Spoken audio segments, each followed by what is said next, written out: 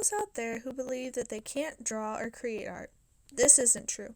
Sure, maybe it will require practice to create certain things, but think of it as watering a plant. It takes time to nurture, much like it takes time to learn a sport. Here's a creative activity anyone can do. I used this activity inspired by Peter Reynolds' book Ish during student teaching.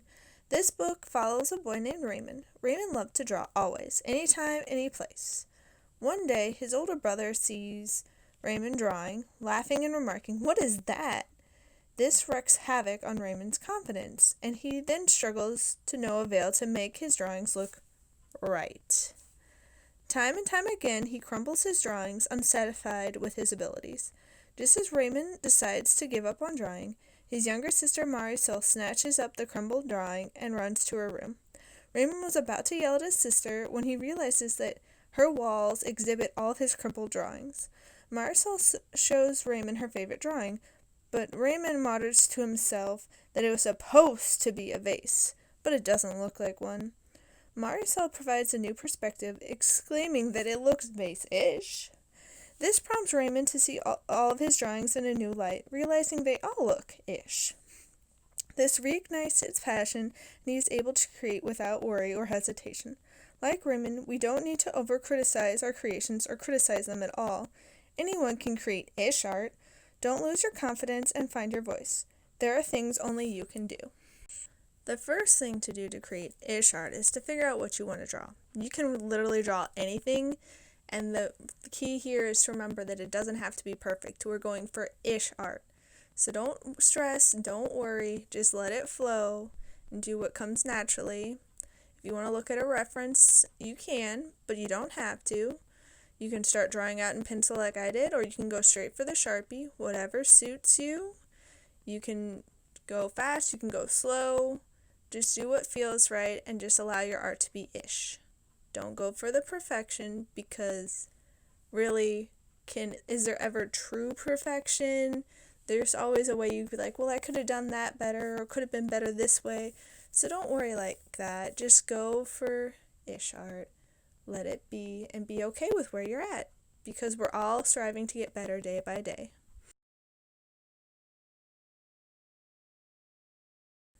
The last one I did was a smiley face, which is pretty simple. You can also make multiple drawings. They can be as simple or as complex as you want them to be. Just remember, we're going for ish. And I chose to make some seashells as well. I know that if I spent longer on it, I probably could have made it look supposedly better. But really, we're just going for ish, so it doesn't have to be quote-unquote better or right or, perfect. We're just going for what is in the moment, and we're looking for ish art. We can be like Raymond and acknowledge where we're at and be proud of where we're at and not worry and just create, because art is more about creating in the process rather than the end product. Granted, it's always nice to have a, beautiful end product, but you can feel so alive just getting involved in the process and living in the moment. And I feel like a lot of people forget that nowadays. So don't worry. Don't stress yourself out. You can do art too. It's not that deep. I believe in you. You're capable of more things than you know, more things than you believe. Just give yourself a chance. Just try it. Attempt it. Go for it. Feel the confidence even if you feel a little bit shaky, because you can do it. If you decide that you can't do it and give up before you even try, you're guaranteed to fail, because you'll never do it. You won't put forth the effort to even try, so therefore it's a guaranteed failure. So don't over-criticize yourself. Just go with it. It'll be okay. As you can see, I don't always say exactly on my pencil lines, and that's okay, because we're just going for ish art. That's all that matters, is ish. If it looks sort of like it, if it looks ish, like shell-ish, then we have achieved our objective here. So don't stress. It's a-okay. You got this. You can create magnificent things. Don't compare yourself to other people, because there's only one of you. You're 1 in a billion, 1 in a million, 1 in 100 billion, 1 in a trillion. There are things only you can do. No one else is quite like you. Sure, there might be similarities, but you're unique and special just as you are. I also decided to do a flower and butterfly. Again, if you want to do something like this, you're more than welcome to, but feel free to tap into your own creativity, your own interests, and do what feels right to you. I just want to do some simple things to give you some ideas. There really is a variety. There's endless possibilities for this. So don't constrain yourself. Don't, confine yourself to certain things if that's not what you want to do. It's really open-ended. Don't stress about it. It's a-okay. It doesn't have to be symmetrical, like if you have a butterfly, it doesn't have to be exactly the same on both sides because we're doing ish art. And that's what's wonderful about ish art. It helps us free us from all our stress and worries, and it's like, oh, it has to be perfect, it has to be uber realistic and all that. It's like, no, it doesn't. It really doesn't. And we just need to let go sometimes and breathe and be and focus on the present moment and the process. Because if we would get out of our own heads sometimes, we could probably be a lot happier in life and with our abilities, and focusing on the growth mindset about how we're continuously growing. We're never at the end goal. Like, we can always improve ourselves and become the best version of ourselves. So there's really no reason to compare ourselves to other people and to get ourselves all worked up. It's really little things. Like, it's not that deep. It really isn't. Give yourself a chance. Give yourself a break. Allow yourself to try. Because a lot of times when we actually try, we surprise ourselves. We can be capable of so much more than we give ourselves credit for. So it's okay, guys. Just do the best you can, but don't stress. Don't worry. It should be easy. It's ish art. It's great. The last one that I decided to do was a cat, because I love cats. If you couldn't tell from the videos I've been making on request of one of the kids I babysit, I do little adventures with my cat. She's so cute. She's actually in the room purring right now, wandering around. Such a cute cat. She's so goofy too. Like, she'll just come and sit and stare at me and cry when she thinks she's alone. She's walking towards me right now, purring, being all cute. But yeah, I've always grown up with a cat. There's been a whole month in my life where I haven't had a cat, so it just feels natural for me to draw a cat for one of these ish art pieces. Like, I've always felt a connection to cats. Not that I don't like dogs. I like dogs. Like, sign me up for a dog too, but it's just I've always grown up with cats, so I feel like I have an affinity for them.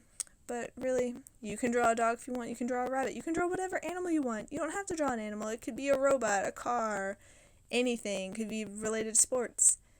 You can make this art whatever you want because it's ish art and it's yours. And so it needs to encompass you and who you are because you're special and wonderful and magnificent.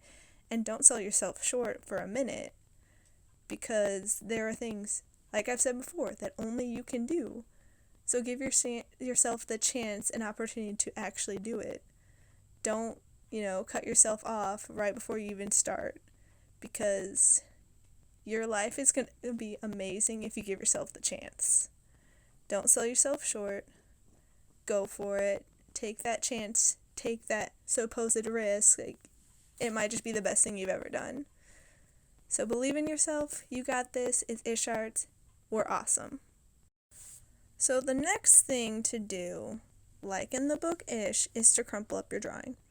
And I know some people might feel kind of weird about that. Like, when I first, was thinking about this project, I felt a little bit hesitant, but by crumpling it, it allows us to get watercolor on certain areas, and so it has this real interesting pattern and, like, texture to it, and just interesting placement of colors. So just go with it. I know it probably seems a little strange, but you know what? Sometimes the strangest, weirdest things are the best things. So, give it a chance. But I chose to do yellow mostly for the smiley face because that's usually what people think of with yellow and it being happy. And then I also decided to use a bit of analogous colors of orange because, they're neighbors on the color wheel. They go pretty well together. But don't worry about placement of your color so much, just go with it. You can do it a couple times, like crumple it, add some paint, uncrumple it, and crumple it in a different way to add more colors. Like, it's really not too difficult. Like, don't worry about it. And I'll explain the process for how to flatten it later. Just go with it, guys. Trust me. It's like, and if you don't end up liking it, that's okay. You tried it. You learned something new. You tried something new. And so that's awesome, because some people wouldn't even try that. So, give yourself credit for that. Hats off to you. You tried something new. You went with it. And yeah, even if you thought maybe you couldn't draw, you can. You can. And another nice thing about this is that you don't need to be super detail oriented with this watercolor, because I know some people are like, oh, I can't paint either because I don't know how to do it, and I don't know how to get all the details and the layers and blah blah blah. It's like, well, this is really simple. Anybody can do it. Like, anybody can crumple up some paper, and like add some color to it. Like, it's not that deep. We got this. This is an easy activity to help build your confidence and your abilities, because you can do this. I believe in you. It's okay. But yeah, so crumple it up as much as you want. You be a little bit mindful as you're adding the paint and recrumpling. Sometimes with the paper getting wet, it's a little more fragile and might tear if you're not careful. But, if that tears, that's okay too, because, sometimes when you crumple, it tears. And, Raymond didn't think too much about his art being crumpled. Like, he thought it was trash, But as the saying goes, one man's trash is another man's treasure. Marisol just loved all his art, even though he thought it was no good. And she made a whole gallery out of it. So, don't discredit yourself. Someone might really like your art, they might really love what you create, even if you don't think it's that good. So, just trust yourself, allow it to happen, be in the moment, it's okay. You might just create something that's mind-blowing to somebody else, and it's exactly what they need. Even if other people might be like, meh, that could be the one thing that another person needed to brighten up their day and give them hope. So it's okay if not everybody likes it. We're all different. We all have different likes and dislikes. That's fine. But just because one person doesn't like it doesn't mean that's representative of everybody. And you know what? At the end of the day, if you like it, that's all that really matters. It's all that really matters. If you had fun, that's all that matters. We gotta give ourselves permission to have fun more. Just looking, because I've been in a variety of schools throughout, student teaching and all my practicums and looking for a job and various interviews, and it just feels like the current system has sucked out a lot of the fun. A lot of students are expected to be, pushed into this one little box, and they all have to be exactly the same. And when I go on my interviews, I emphasize TAB, which is Teaching for Artistic Behavior, and it emphasizes the importance of student choice and how, everyone's an artist, and then, we all have something we can teach each other, so they kind of go off on their own little path. We'll have a mini lesson where everyone's together and learn the same thing, but then they also have the initiative to go research and learn about what they want and try out new things, and, if they learn one thing, they can then teach the whole class. So it's not just one teacher, everyone's a teacher, and everyone's a student, because, let's say I do have a class like that, well, the students could teach me something I don't know.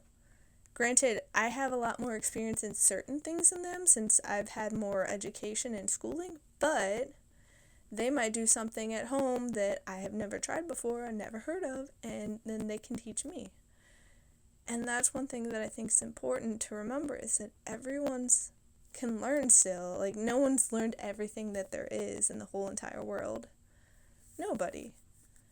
And I feel like sometimes people, they get their bachelor's, they get their doctorate, they get their master's, they get all this education, and then they feel like, oh, I know it all. When actually you don't. You might be very, very knowledgeable in your one field. I will not discredit that at all. Like, you could know a whole bunch. But there are so many different areas in life to know and learn things about. You can't know it all. You can't. You can, know some about a lot of things, but to know everything is pretty unlikely. Which is why I feel like we should focus on being continuous learners and always learning and being able to grow. Because we can, if we allow ourselves to. If we get a fixed mindset of like, oh, I'm done, well, then we're not going to grow, we're not going to change, we're not going to learn, we're not going to develop more and to improve ourselves. So we just gotta give ourselves a chance. And the school system is good in ways, but I just really feel like they need to allow more choice and voice, and especially art. Like, I feel like it should happen overall in education, but in especially things like art. Like, I get having some projects so students can learn a certain technique. I get that. I'm okay with that. But to have project after project just be the same exact thing, where they look pretty much identical, piece after piece after piece, it's like, how much are the kids really learning? It's kind of, there's just so much to go into that. But yeah, I have some strong feelings on that. Many interviews, I've been told by the principals that that's not what they're looking for, which is discouraging. But things are changing, and it'll be okay. I'm not gonna lose hope, lose faith. Like, that's why I started, my website with my friend and this YouTube channel, because I want to get it out there that it's okay to be different, it's okay to try, it's okay to keep learning and to be yourself. Because a lot of times it feels like society is saying it's not okay to be ourselves, and honestly, if everyone's exactly the same, it's pretty boring, it's pretty bland. Like, if you remember, for any of you who have watched The Fairly Odd Parents, there's the one episode where Timmy wishes he was, like, everyone's exactly the same, because I think someone was making fun of his buck teeth or something, and then so his fairy godparents grant him his best wish, and then everyone's a gray blob. And, like, at first he's really excited about it, he's like, yeah, no one can make fun of me, woohoo! But you can't tell people apart that way, and he realized how boring and bland it was, and so he ended up using his mom's cooking, which always went awry, and, like, back before he made the wish, it, like, made her cake, like, blobbed into, like, this gray mess or something, but it stayed true to when in the blob world, and then it turned pink, so he was able to make himself a pink hat so Cosmo and Wanda could find him. But yeah, that just goes to show you that just because you might think it'd be fun to have everything the same, you probably get really bored with it, because our brains thrive off of uniqueness and novelty. Our brains love it, and a lot of people just get stuck in the same routine day after day, going on the same route to work, eating the same kind to lunch, talking to the same kinds of people, coming home, eating the same kind of dinner, watching the same kind of shows, going to bed, just to wake up and repeat again. And in a way, that's not necessarily bad, because, humans do thrive off of routine. But at the same time, how much are we learning? How much are we growing if we just do that day in, day out, time after time, year after year, and then we do it until we retire, and then it's just like, well, now what? Now I have all this free time. And some people thrive off that, but some people just get so lost. So if we started, implementing in increments, of novelty now, it wouldn't seem so drastic later on for some people. But, going on adventures is fun. If anybody's been watching these videos, they know that Corliss and I have been going on adventures and having lots of fun. And people, try to say, oh, those are just coincidences. No, there are no such things as coincidences. If you've, read any of the Celestine prophecy, which I've been talking about, you would know that there really are no coincidences, and so-called coincidences are, guiding us a certain way, and, like, more or less, to phrase it as, showing us like our destiny. You may or may not believe in that, and that's fine, but you know, there are certain instances where you just feel this innate pull and this like knowing inside. They're like, this feels right. And so, the coincidences lead to that, and, it could lead to, like, soul paths and, like, all the spiritual stuff, and if you like that, that's cool. If not, that's fine, too. Because, everyone's on their own journey, everyone has their own path to take, and we're all one, and people might be like, well, I'm special, and it's like, yes, you are, but we all are one in the sense of we're all threads in a single tapestry, or we're all pieces of a puzzle, and like when we all join together, that's what makes it really magical and beautiful and amazing. And in that sense is what I mean by we're all one. But everyone's entitled to their own beliefs and opinions. I respect that. It's all good. But yeah, so that's making all the ish art. I'll show you what to do next. So what we need to do next is flatten it, and a way you can flatten it is using an iron. I personally got a little small iron from Target, probably after student teaching or during student teaching for like $10-15. It wasn't that much to use for all my arts and crafts. I do perler beads a lot with the kids I babysit. But this way, you don't have to worry about getting any of the art materials and media all over your iron and then it getting on your clothes. Just a little trick and tip I have. But just go over the iron, and if you're a kiddo trying to do this, please get an adult to help you with it, because irons are hot and you can burn yourself. You gotta be, precautious and, not be reckless with the iron, because it's a great tool, a great resource, but again, it can burn you because it gets very, very hot. So be careful with the iron, but by ironing it, it will become flat. Or if you don't want to try the ironing route, you can get a bunch of heavy books and put it on top of your paper to flatten it out. That works too. I personally like the iron because it's faster. You have to leave the books on for a while, but this is what happens when you iron it. Really flat. So I did that with the last 3 of them, and it didn't take very long at all. This is a pretty fast project you can do, and again, you can make as many or as few as you want.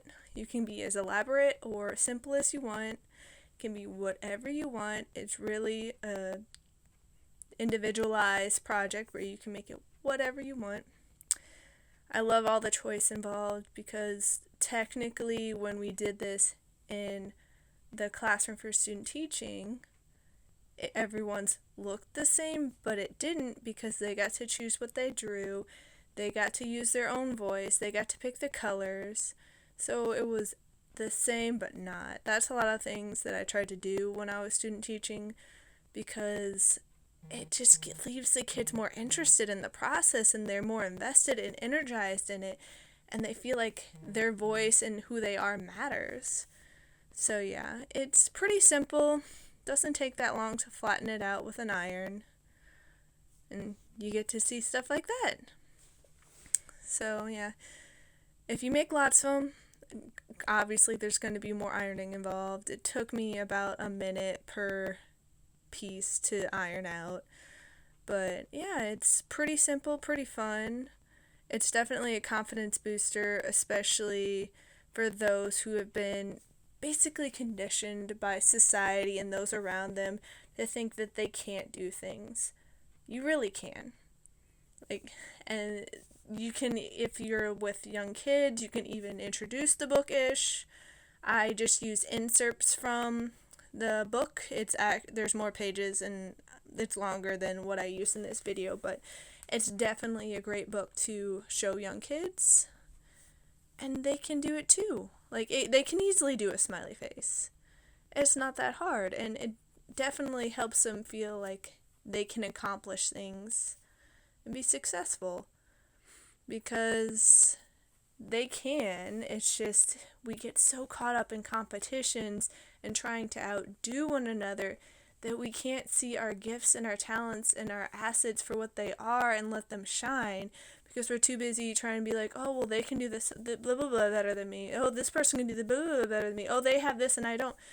When we can't, we don't stop to acknowledge all the gifts and blessings that we have for ourselves.